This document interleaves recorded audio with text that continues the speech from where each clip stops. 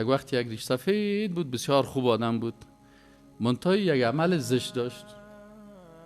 عمل زشتش چی بود؟ ای کم کم نسوار میکرد. یک روز میره آسایی که دیدیم که تو دی پت از پیشری 8-9 نفر دیگه در اتاق هستن، یم تو خپ کرد، کمک نسوار گرفت و پتو کرد از رفیقای خود انداخت. باز ما برش گفتم که نسوار میکشه، گفت والا عادت بد است، مبتلا شدیم، کوشش میکنم که رهایش کنم. گفتم خیلی چرا دیگه نمیکشی؟ گفت نمیخوایم که مجاهر باشم.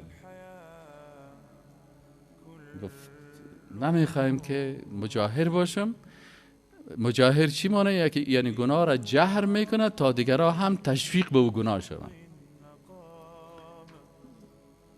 گناه کرده یا قصهش هم میکنه یا خود عمل چی میکنه پیش روی مردم انجام میده. پس این گناه از این دو چند است. چرا این بر مردم گناه را چی میسازه؟ خصوصا که آدم خوب آدم باشه، خصوصا خوب آدم.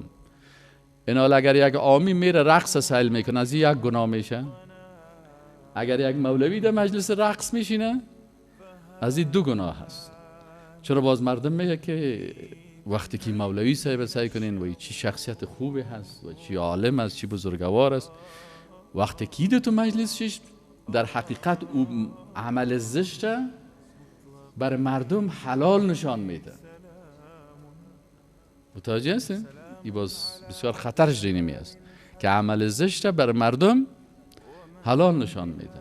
چرا حدیث رسول الله هم کسی که حدیث قولی است، یکی حدیث فعلی هست، یکی حدیث تقریری هست. مثلا پیش رسول الله هم اگر کسی یک عمل ناروا را میکرد، رسول الله هم برش نهی میکرد، میگفت نکوی کارا، چرا این کارا میکنی؟ نکوی کارا. یک کس پیشروی یک کس توصیف یک دیگر را میکرد، برش گفت قتل تا اخاک، کشت برادرت. پیشروی کس توصیفش نکن، توصیفش میخوای بکنی پشت سرش توصیف بکن.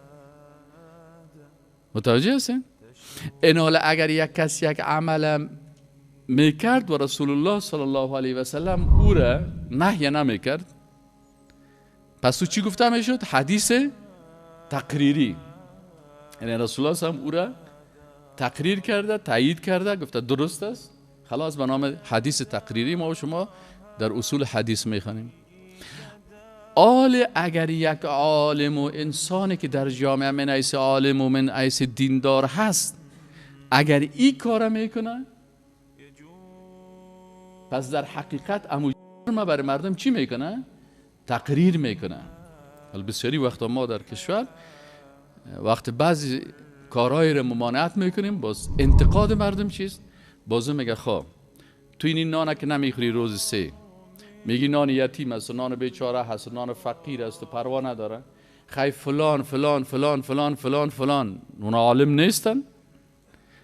پس در حقیقت بر از جاهل و عالم چی کرده؟ کار زشتش حلال ساخته، برشان تقریر کرده. چرا این رفته همیشه در مجلس همراه از اونا امین نانی که ناروا هست مال یتیم است، امیر خورده رفته. وقتی که خورده خلاص مردم بگه که البته کار خوب است.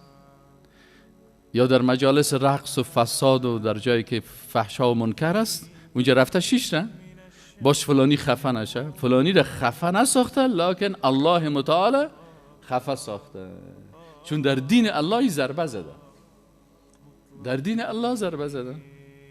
از این خاطر شما کسایی که دعوتگر هستین، اگر بعضی حرکات زشت میکنین، در خانه میری که من ماشاءالله تو نماز میخونم، می قسم عبادت میکنم، تفسیر میکنم، اینال باز وقتی که همراه پدرت، همراه مادرت، همراه خواهرت، همراه برادر کوچکت، همراه همسایت الفاظ زشت استعمال میکنی، در حقیقت تو دین نام بد میکنیم. پس مردم میگی خود دیندار است، 5 وقت نماز میره، عبادت میکنه. کفر کس کعبه خیزد کجا ماند؟ مسلمانی. هر چیز که میگه ترش شوه، گنده شوه، چی پرتیم؟ نمک. اگر نمک گنده شد نمک باید گنده نشد، اگر نمک گنده نمیشه. تشوقی